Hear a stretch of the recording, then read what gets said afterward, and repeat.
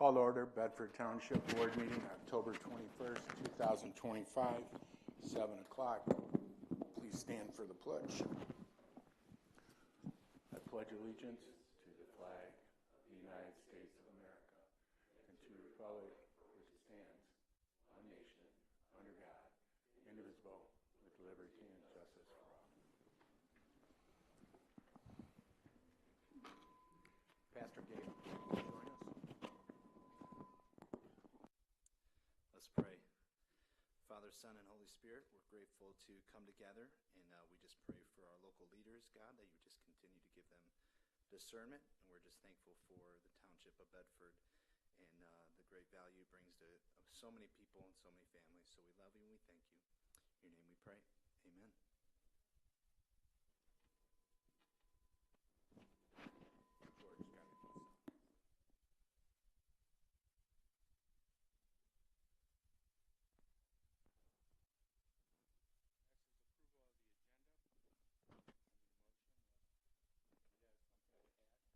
Motion to approve tonight's agenda. Support.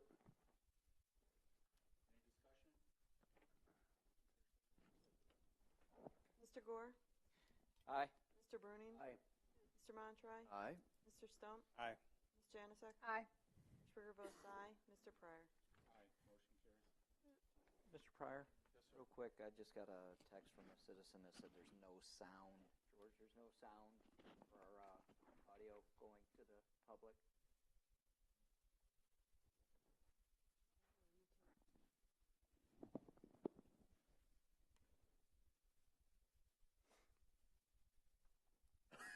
Do we have sound, George?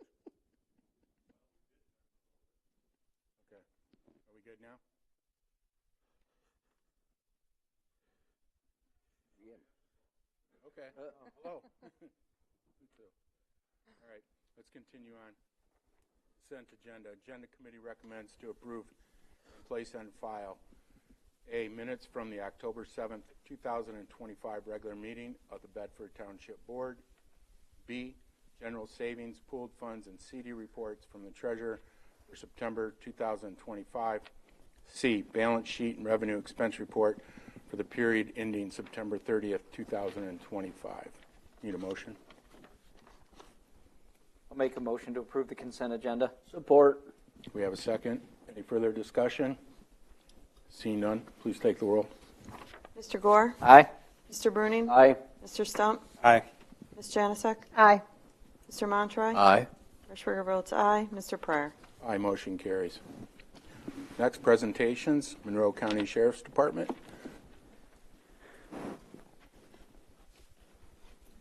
Good evening, Joe Hammond with the Sheriff's Office. You have your stats for the previous month in your packet. Everything is well within its normal range.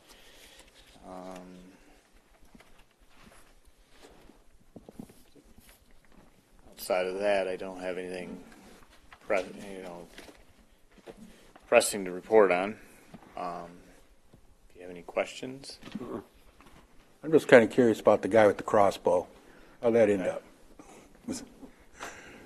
So the victim of that incident, as of our last update, is still in critical condition, and the subjects identified or believed to be involved in that have not been located, but we have some assistance from other area agencies, including the U.S. Marshals, involved in looking for them. So Great. we hope to have them rounded up soon. Good. Any questions? Discussion? Bedford in. Imagine that. Yeah, exactly. Yeah, that made the Detroit news as well. So. Crossbow tend to Yeah, that's garner right. a little attention. It's a little Little unusual. different kind of weapon. Yeah, we'll see a lot of those. Although I think it's our second one within a year within the county. So. I just assumed the guy had a crossbow because he was a felon. So, because he can't have a gun, he can have a crossbow, though, being a felon. Okay. I don't know if he was thinking that far ahead, but possibly. All right. Thank you, sir. Thank you. Public comment. Comments limited to 4 minutes for board agenda items only. Please state which agenda item you will be speaking on.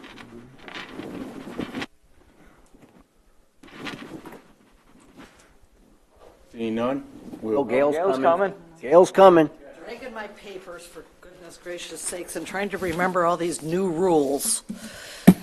Gail Kane, Temperance.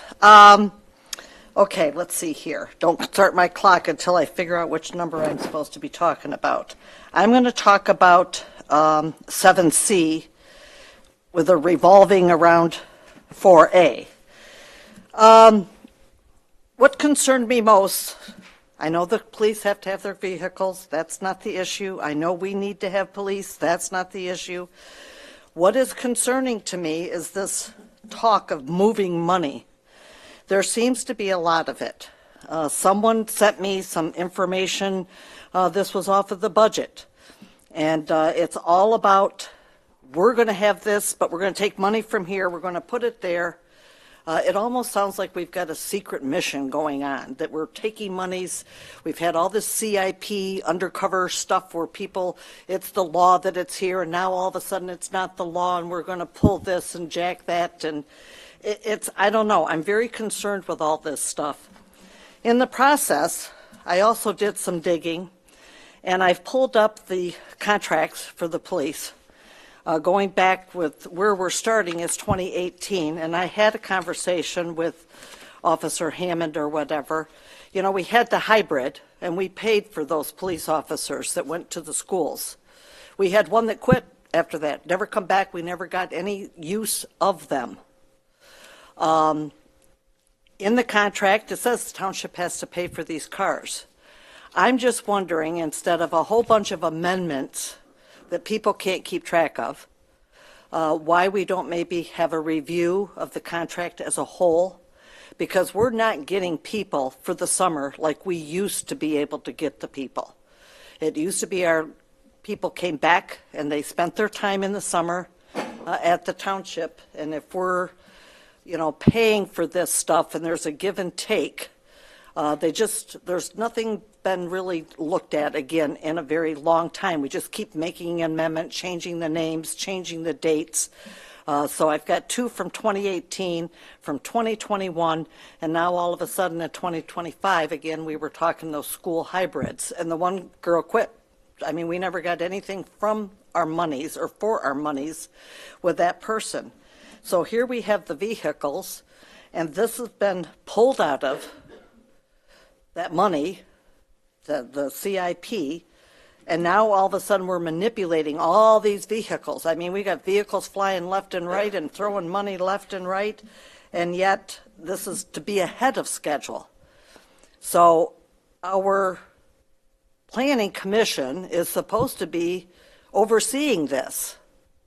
They're the ones that are supposed to be looking and classifying these. So we've not had anybody willing to step up and tell the public. I don't know if the trustees even are aware. I'm hoping to do planning tomorrow night because I do know that this is where some of this has come from, but they're supposed to have the authority. And all of a sudden it seems like this stuff comes out, and now all of a sudden we're just throwing money left and right over vehicles. And that's all fine and dandy. We need this stuff. The fire department needs their new trucks, and they need them on schedule. So this is the concern I have. We have this word that's moving. We're making a fund, and we're going to take money from that and move it over here. I don't know. It's not what we're used to, I guess. So I'm a little bit concerned with the manipulation that's going on with the full-time staff here. And then you guys get told this is what we want to do, but we're sitting out here not knowing why our money's being turned on and turned off and moved from here and moved from there. Thank you. Any other comments? Moving on. New business, vouchers for payment, Ms. Hirschberger. I'd like to make a motion that the following vouchers be approved for payment. General Fund, $81,665.95. Fire Fund, $15,110.88. Police Fund, $3,364.68. Fire Equipment, $3,716.52. Downtown Development Authority, $2,337.53. Library Fund, $8,883.75. American Rescue Plan, $224,966.64. Building Department, $5,819.48. Sewer O&M, $11,507.29. Trust and Agency Fund, $3,486.66, for a grand total of $360,859.38. Support. Any discussion? Okay. Let's take the roll. Hirschberger votes aye. Ms. Janusik? Aye. Mr. Gore? Aye. Mr. Montroy? Aye. Mr. Stump? Aye. Mr. Bruning? Aye. Mr. Pryor? Aye, motion carries. 7B, approve to upgrade intersection of Clover Lane and Smith with flashing stop signs. This was in the budget, and Joe is the one who recommended this. Joe, how many years did you drive these roads? I drove these roads, especially down here, for probably more than 10 years, working crashes and accidents and whatnot. And I was approached probably about almost a year ago from a citizen that lives over there about doing something with this intersection. So as we can see through SimCog, it's the local rank, it's the third crash-related intersection, and county rank, the entire county, is sixth for accidents. And the resident did send me a video, and again, this was a year ago, reference, there was a crash, car blew the stop sign, and before the dust even settled, you seen a southbound car blow the stop sign and blow right through the crash, scene. And I've policed a number of accidents over the years through that. However, we were in the middle of our budget already. We hadn't had any budget talks, so I felt it was best to wait until this budget cycle, and I asked for the monies, which we approved. Al, you got a lot of good information for us. And there was some talk, because there's 8 stop signs on that intersection, 2 on each corner. And whether or not we should do 1 that's flashing versus all 8 or 4 instead of 8. But looking at the data now, we budgeted, I think we should go with the 8 stop signs, 2 on each corner. They're flashing. It's be much more visible. I travel roads every day now going to work, and I come across the flashing stop signs at Douglas and Rao, Douglas and Samaria, and you can see them quite a distance away. So to improve safety, and hopefully we can get that county ring down and everything, I think we should stick with the 8. And you had some other information on signage. Yeah, the other thing, too, is talking with Janine Abar. She's the traffic engineer with Monroe County Road Commission. And when they do the 8 signs, that's the first step on trying to solve a problem there. You're never going to totally solve the problem. So the next step from there, as we can see by the data, is then you go to the flashing signs. And then I'd also asked her, well, what if you did 1 or this and so on? And she says MDOT, Michigan Department of Transportation, does not recommend that, okay, because it's not as effective of, the whole 8. So they, naturally the Road Commission's always in favor if we can improve safety in our community. I think also, too, when we take a look at Smith Road, it's one of those roads that, people all think it's 55 all along Smith Road or 45, and I think at times they just don't slow down in terms of that. So, and then also, too, the document that you have in front of you, that is going to be in our master plan as well for this upcoming revision. So Bob Miller had brought that to my attention when we were going over the budget to say, hey, we want to make sure the money was there. It was put aside when you requested it, Joe. So I'm all in favor of this project. I'm all in favor of safety. Some people would say, well, why wouldn't you do this at Conseer and Secor? Well, first of all, the speed limit drops to 35 in that section. You also have people that are turning into other driveways, Mazarants and so on. So it's naturally slowing down. Where on Smith Road, it's not. They're just doing the straight shot or cutting across, and And that's been brought up, and over the next few years, I would like to continue to budget money to add these flashing stop signs, these at other intersections that we can identify. And I also know, and going back a little bit, talking with Road Commission, there might be some grants available coming up in 2026. Right. We'll be able to get some more monies to improve safety on our roads. Exactly. And we can, we talked about it earlier, like at Rauch and Lewis, maybe partnering with IDA on one side or whatever and seeing what we can do. I think we have to work with the other townships when we can as well. Right. See if we can share the cost jointly. South side of Rauch and Lewis is ours. The north side is IDA. Yeah. Correct? So I had called you earlier about, and to look at this, because when I looked at this, I was well aware of this intersection, and I am fully in favor. I told you earlier, I'm pretty sure I ran this, I remember running this stop sign when I was, probably had my driver's license for a few years, driving from Sylvania back into town, and just driving through there. I'm paying attention, it's daylight, and I'm going through this intersection, and I'm recognizing that I'm floating through it as I'm going through it.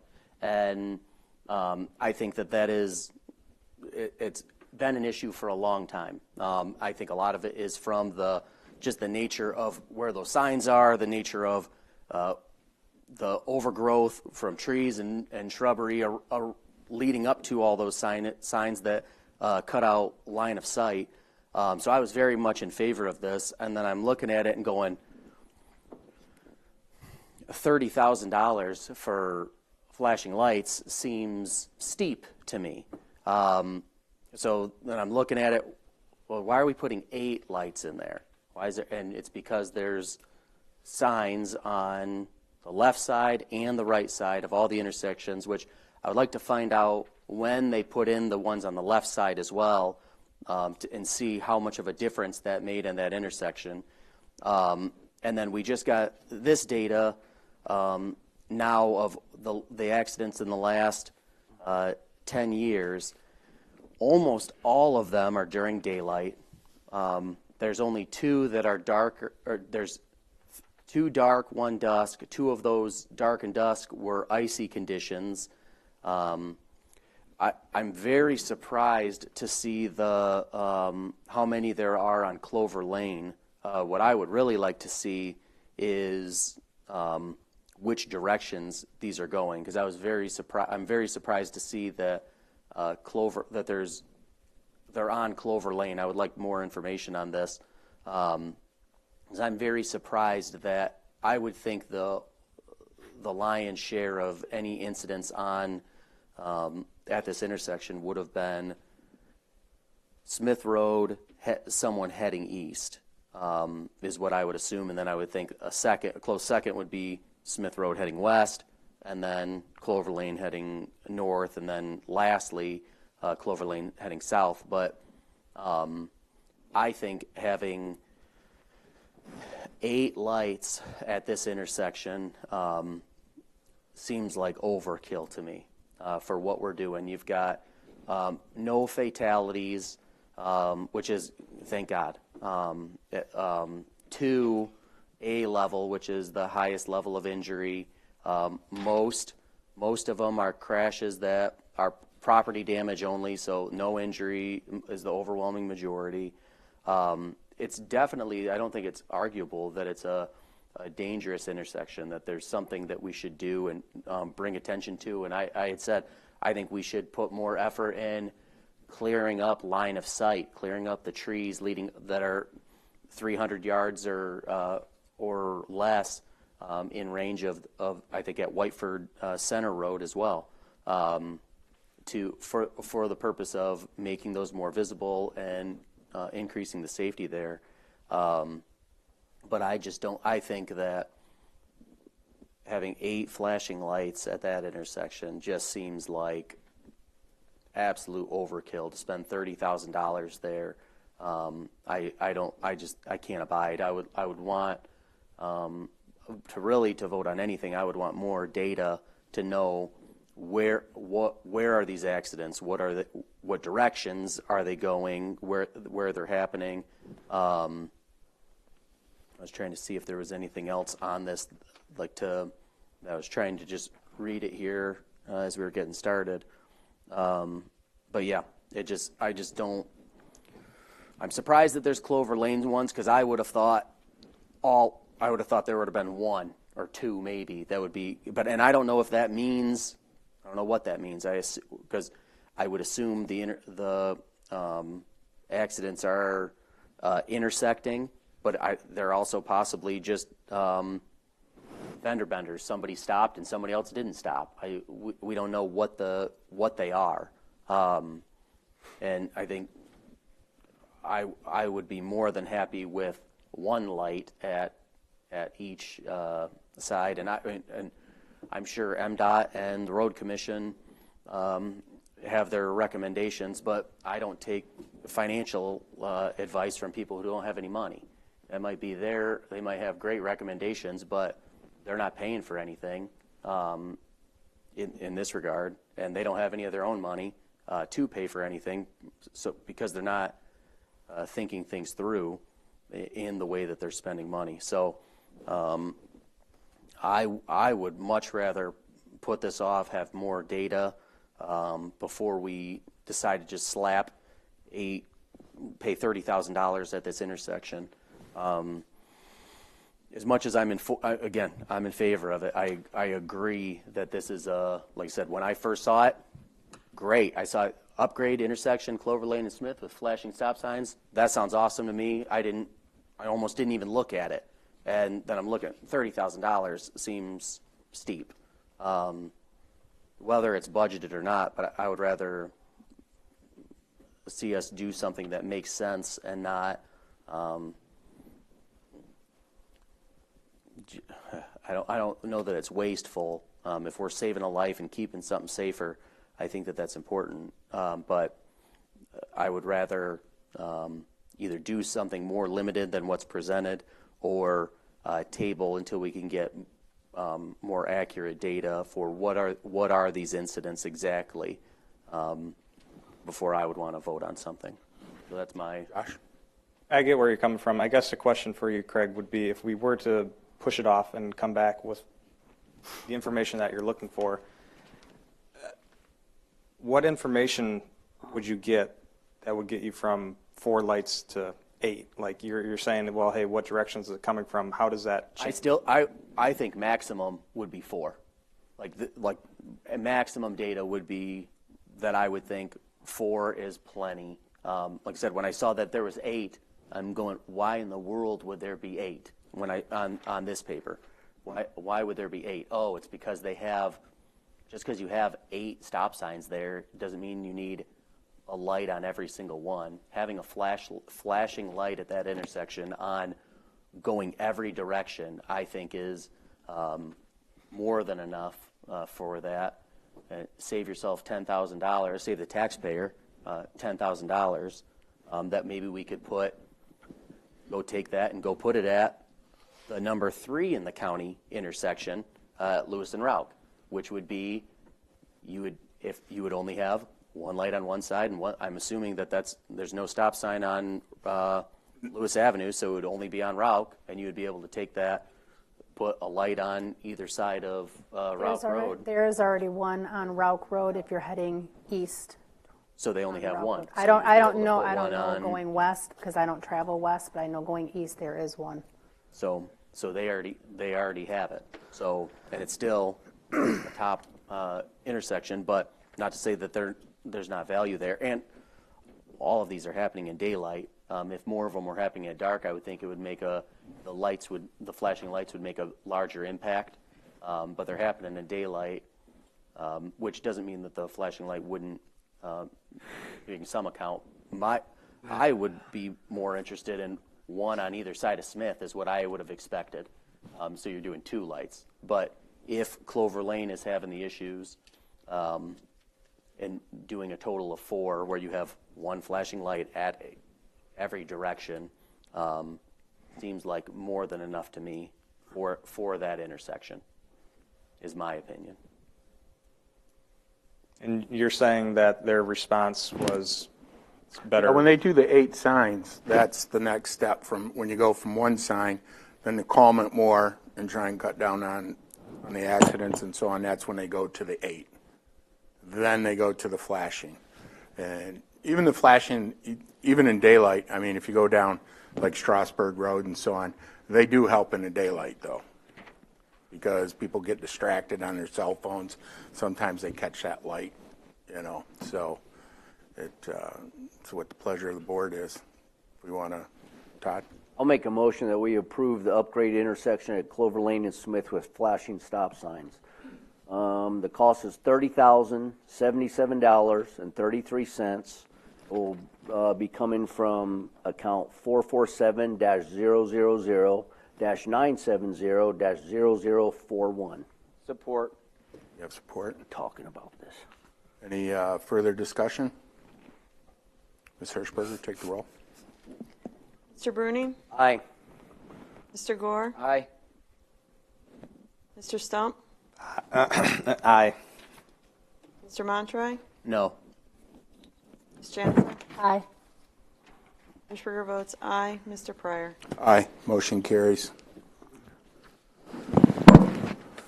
Next, we have 7, approve the purchase of 2 2025 Chevrolet Tahoes, the police edition. In terms of these 2 vehicles, they could end up being 2026s, but at the same price of the 25. The sheriff called me and said, hey, we can get these vehicles. We can get them now.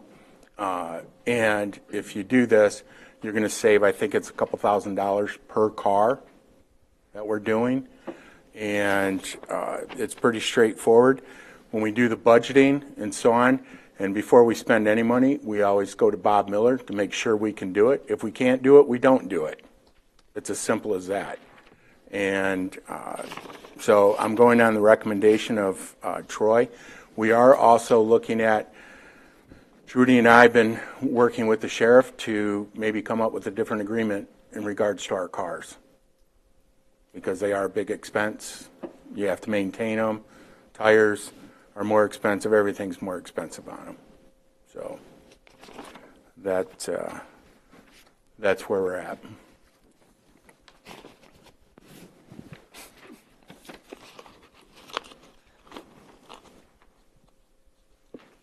Regarding the funds and moving it from one to the other, what fund is that going to? 207? Or, They're both police fund. okay. Just one is millage money and the other one is general fund money. Okay. I'll go ahead and make a motion that we approve the purchase of 2 2025 Chevy Tahoe police editions from Berger Chevrolet in the amount of $109,592, and it will come from be purchased through the MI Deal program, and it will come from 207-000-970.0014, and moving $45,000 from 207 fund balance. Support. We have a second. Any further discussion? Ms. Hirschberger, please take the roll. Mr. Gore? Aye. Mr. Bruning? Aye. Mr. Montroy? Aye. Ms. Janusik? Aye. Mr. Stump? Aye.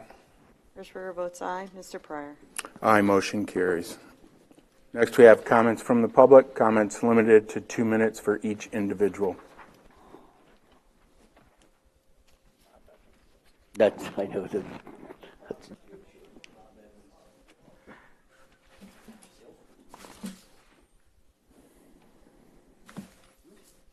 Good evening, Board. I appreciate the opportunity to come before you today. My name is Josh Myers. I'm with Monroe County Community College. Reason I'm here to speak tonight is because I was approached by several Bedford Township residents over the last couple of weeks who contacted me and were concerned about some of the comments that were made at the board meeting 2 weeks ago. And so I wanted to come today to give a perspective to you, both on what I think were sometimes inaccurate comments and sometimes were misrepresented comments about both the millage, but also just in general about the college. I first wanted to address the concern that nothing's being done at the Whitman Center.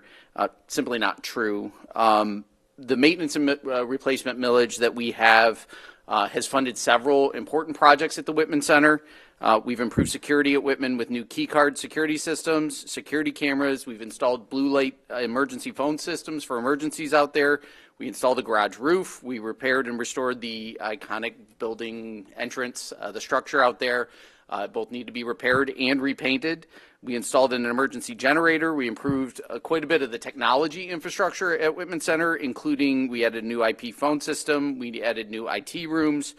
We replaced the wireless network that was in the building. We upgraded network electronics, and we updated relays in the building so that we could get better cell phone coverage in there. I will say, is it enough? Of course not. It's not enough.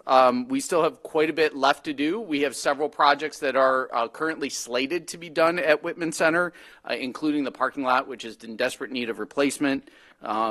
Supervisor Pryor mentioned that we had some vegetation growing in the middle of the parking lot, not something that we like to see, so it's something we need to address. I'm not sure if you're aware the building's sinking. It's been sinking for a while. And so we do have funds available for that were made available to us through the federal government to stabilize that structure and lift it up. And then the roof is failing. Move on, Mr. Pryor. Okay. Thank you.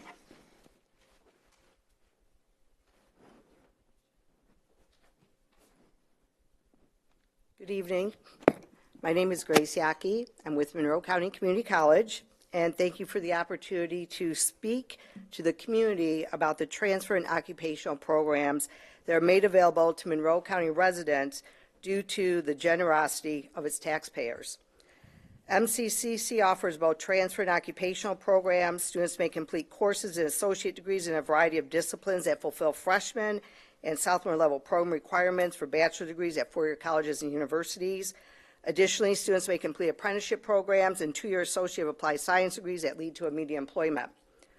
Since 2016, the college has been able to develop and offer over a dozen new programs and certificates, as well as purchase equipment to support instruction. New programming in agriculture through a partnership with Michigan State University, virtual design and construction, data analytics, digital media, marketing and communications, emergency medical technician or EMT, logistics and warehouse management, mechatronics, and paralegal, as well as radiography through the Michigan Workforce Training and Education Collaborative, which is a Michigan-based initiative of community college partners to share costs to deliver specialized healthcare programs, making education accessible across the state. Additional programming planned for the next 2 years includes paramedic certificate and associate degree program, aviation and drone technology, and additional healthcare programs through EPIC, the EPIC Consortium, including health information, sonography, and surgical technician programs are being explored. The emergency services programming, including the current EMT certificate and the paramedic certificate and degree program, which is currently under review by the college's accreditation board, the Higher Learning Commission, are and will be offered at the Whitman Center in Temperance. The college also offers a variety of non-credit programming through customized training for business and industry, such as pharmacy tech, steel processing, truck driving, and personal enrichment classes. Percentage of enrollment from Bedford Township is consistently 20 to 24% of our student population, and the college remains committed to offering students across the county. Thank you.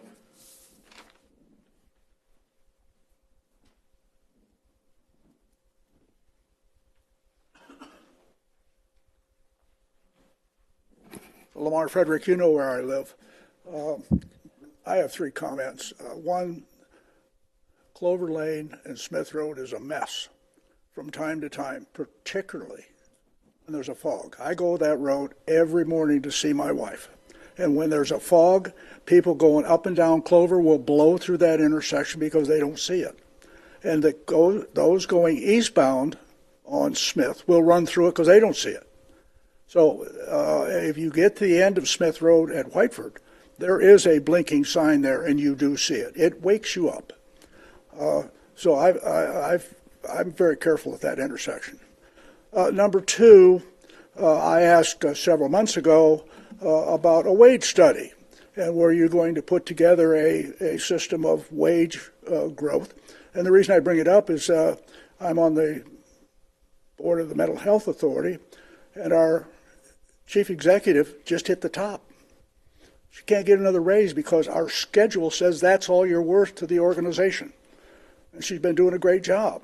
So I think you can't have somebody work here 25 years and continue to get paid, because at some time in the future, their value to the community and also to the organization has stopped.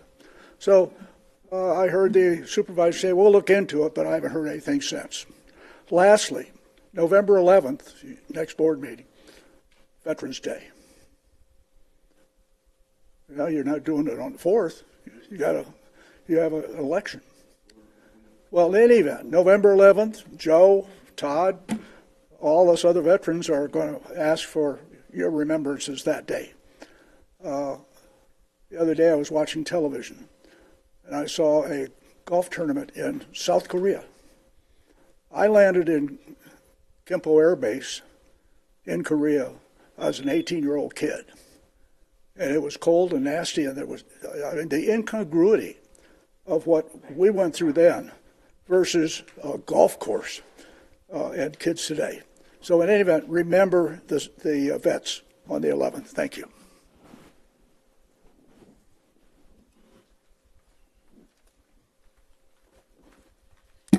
Gail Kane Temperance, thank you, Mr. Montry, for your comments. You were right on.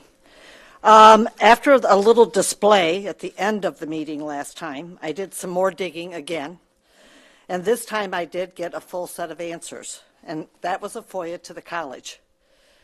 And that information is incorrect. The college had been at the school and was kicked out because they decided they wanted the school back. There's no, and never has been, an agreement or any promises made on behalf of the college and the Whitmans. The Whitmans gave the land, period. End of discussion, get off the rock. And these are people that have their roots in the soil of this township.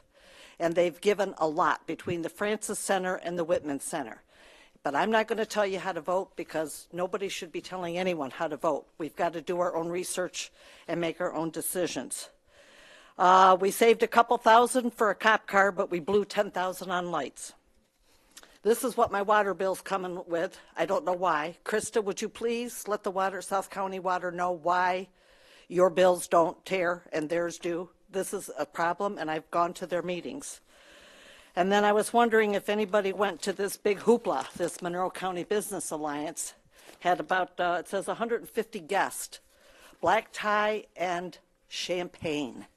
This is why we should not be a member and should not have be paying that $10,000, which was another issue that was on this agenda and has never come back for further discussion. It was just sort of tucked underneath the rug, and so that needs to come back up. We need an item on the agenda that's a parking lot. You bring something up, it doesn't get decided, it goes right on to the next agenda.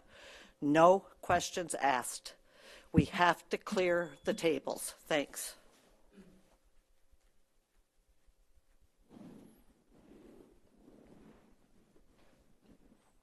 Karen Temperance. Mr. Gore expressed outrage regarding an official at a meeting of a public body telling a resident, "You are not welcome here." Yes, it's outrageous. It's also exactly why we've been showing up here for the past 5 months.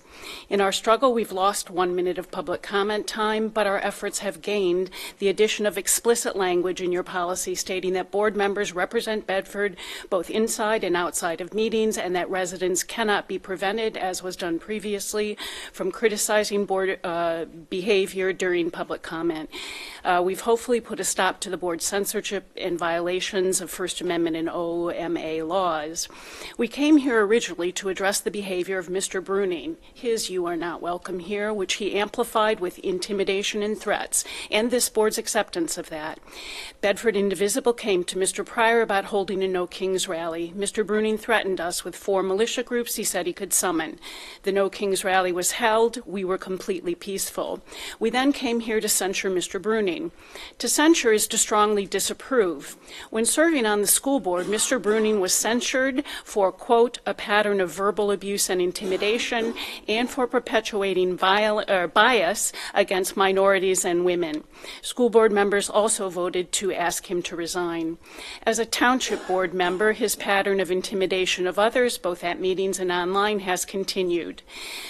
He's doubled down with references to SWAT teams, his militia guys, his belief that militias are legal. He has repeatedly targeted us, laughed and mocked us, and called us nut jobs. This board hasn't stood up to censor him. We want the board to stop being silent or indifferent to destructive behavior that doesn't represent our community. Everyone should be welcome here. We cannot tolerate perpetuating the demeaning and targeting of groups of our residents. We want this board to follow common decency and its own policies and code of ethics and censure this behavior. Thank you.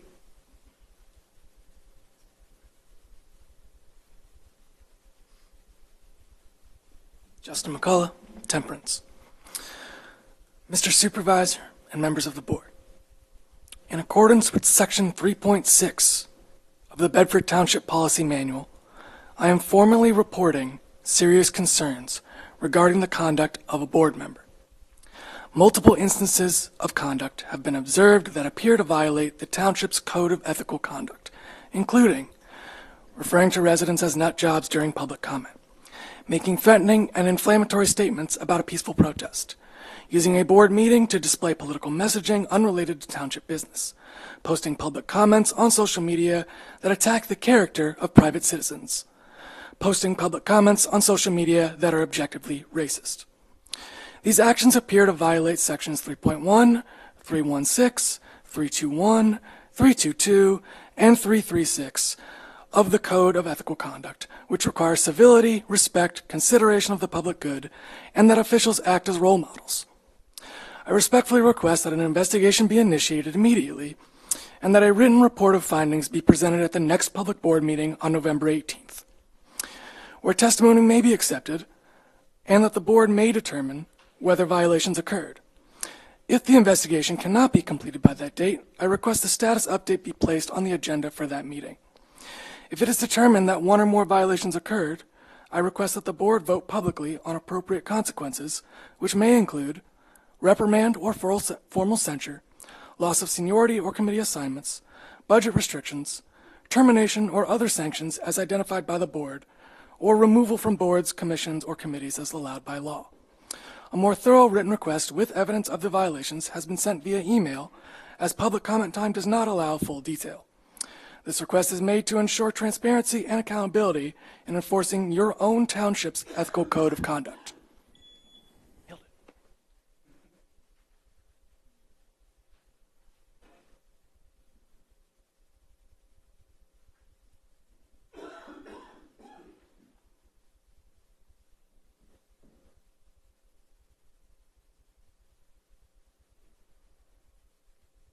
Hello, good evening. Pamela Hess. I'd just like to take a moment to thank the Monroe Police Department, specifically Lieutenant Therese Herrick and her team, for helping us keep our No Kings rally safe in Monroe this past Saturday. Monroe was lucky to see over 700 people at and around the Custer statue demonstrating peacefully, nonviolently, and jubilantly their voices and their message. Although the event did not take place in Bedford, I want to acknowledge and thank the members of Bedford Township and Bedford Indivisible for coming out and showing support. I'd like to reiterate how peaceful and nonviolent this protest was. Like I said, over 700 people in Monroe and over 7 million people nationwide participated in No Kings 2.0 on Saturday, and the number of violent incidences can be counted on one hand and largely, unfortunately, come from counter-protesters. In fact, due to the excellent work of our Monroe Police Department and working with the Trenton Police Department, there was an arrest of a person who threatened to shoot innocent people at our peaceful protest. Again, I want to thank Lieutenant Herrick and her team for their commitment to keeping the second No Kings rally in Monroe safe and peaceful. I just wanted to share some positive news with this board because I know we share a mutual respect for the First Amendment and men and women in uniform.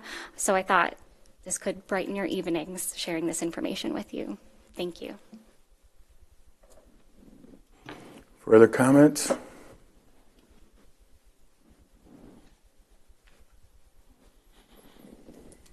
Josh Niedercore, Lambertville. Honestly, we were talking about this at the last meeting with the fire department having millage coming up where it looks like they're going to need an increase. And if we look at our township's population and whatnot, we have a lot of seniors in Bedford Township that not only rely on the fire department but also live on fixed incomes. And the problem seniors have a lot of time financially is property taxes and how much they're paying for all these millages. And if you ever look at your own property tax, do you ever look and see how much you're paying for each of these millages? When we look at a college, community college, it's got 2 millages. One, what was a temporary millage years back, but still keeps getting renewed and is up for renewal again after it got shot down last year. And another millage that runs in perpetuity and does not end, which is at a higher millage rate, like over 2.1 mils. And so with that, we're also seeing their financial records too, why they have an I think it's $8.9 million, $8 million surplus after expenses. So why are they still needing this extra money coming in for maintenance and stuff when it seems like everything's fine and dandy over there? And we still have issues because there's a FOIA lawsuit against them right now. And also these bathrooms, these transgender bathrooms, the issue I have is that campus, there's still minor students that go to that campus. What protections do they have as being minors in their own bathrooms? That's the question I have. Thanks. Any further comments from the public? Seeing none, Mr. Stump? Yeah, well, I'll make it as quick as I can tonight. Joe, you're a first responder. Todd, you were on the fire department for a period of time. I had the opportunity to do a 12-hour ride along with our fire department a week or so ago. I've always had a great appreciation for first responders, and you guys have obviously do an incredible job with public safety. I can never do it. Don't plan on ever doing it. Just can't handle the blood and guts. But learned a lot from that. Josh Niedercore mentioned it. We are looking potentially at an increase with one of the millages in 26 or 27. I hope that people keep that in mind when they go to vote in November. The other thing that I would like to see is our chief come up and give monthly updates with how many calls they do and what kind of runs they're having and how busy they are, similar to the sheriff's department, just so people can see really how many calls there are in a township of 32,000 people and that everybody's on the same page with what we do here. That's it. Thank you. Mr. Bruni. Okay. Everybody have a good night, good weekend. Since our next meeting is not going to be until November 18th, I have to say happy birthday to the Marines, November 10th. Semper Fi, 250 years. And then November 11th, Veterans Day.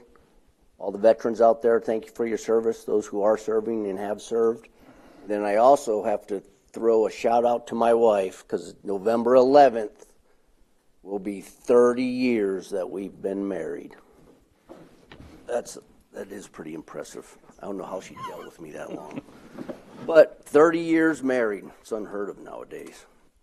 And then also going back to the Monroe County Community College millage on the 4th. It's coming up. A lot of people don't know about it. If you want signs, I have signs at my shop. Vote no. I will not be supporting it. They have an in perpetuity millage on there forever. People don't know what that means. It's forever tax. So we got to get rid of at least one of them. And then like Josh mentioned, we're going to have to millage here coming up soon for our fire department. We'd rather take care of ourselves and our residents, our fire department, instead of the community college. They have enough money. They have a surplus. They don't need a renewal. They're calling it a renewal, but it's already been voted down twice. They're just trying to push it through on a slow voting cycle now. So if you are not voting, get out and vote. We have to vote no on this. Have a good night. Joe? A couple things. Again, to reiterate, Todd and Lamar, happy Veterans Day. Thank you for your service. It's always a pleasure to talk old school stuff with you. I enjoy it. So look forward to those conversations. Gail, you're correct. Don't listen to us how to vote. Vote your conscience. People need to do their own research and vote. I'm not going to tell people how to vote. I will say how I'm going to vote, and I am going to vote no on the millage, that's for sure, for various reasons. Ms. Hess, thank you for your comments about Lieutenant Herrick. She's a wonderful officer. I've known her for a number of years, and I wouldn't expect anything less to hear that. She's a wonderful officer. Halloween's coming up, folks. Watch out for the kiddos running around, okay? Please watch out for our kiddos running around. They'll be out and about. Everybody enjoy that. That's all I have. Everybody have a good evening. See you in a month. Sounds good. Come on, Troy. I'll tell people how to vote. I would recommend all Bedford residents vote no on the Monroe Community College millage. That's all I have. Everybody have a great night and enjoy the rest of your week and have a nice weekend. Ms. Hirschberger. Reminder, special election is being held on Tuesday, November 4th. The precincts will be open from 7 a.m. to 8 p.m. If you need to vote absentee, please come to my office.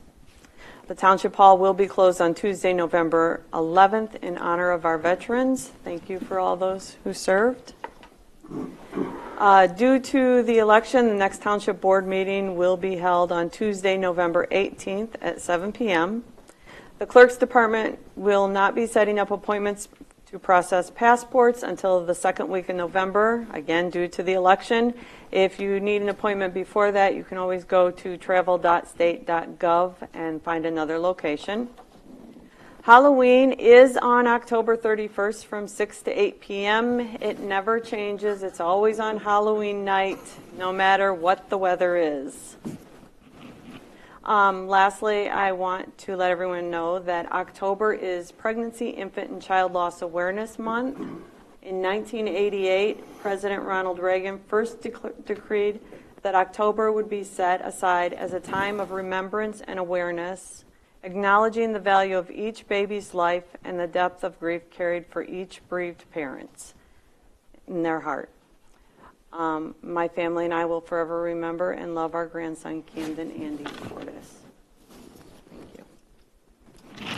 I've got a few things. Did anybody go to the gala? Because I didn't go to the gala. Did anybody go? Okay, so we didn't go to the gala.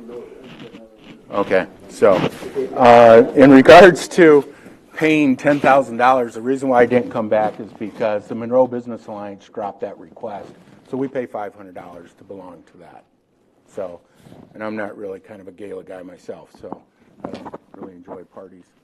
I'd also like to thank the veterans. My dad was a World War II vet, served for 3 years during World War II, and I appreciate his service. And my grandson's currently in Okinawa in a jungle doing some kind of training right now. Yeah, we don't talk to him because he can't call us. So anyways, and happy birthday to the Marine Corps as well. Chief, your roof is going to go on this Saturday, so providing it's not raining, snowing, or whatever, that's going to be done.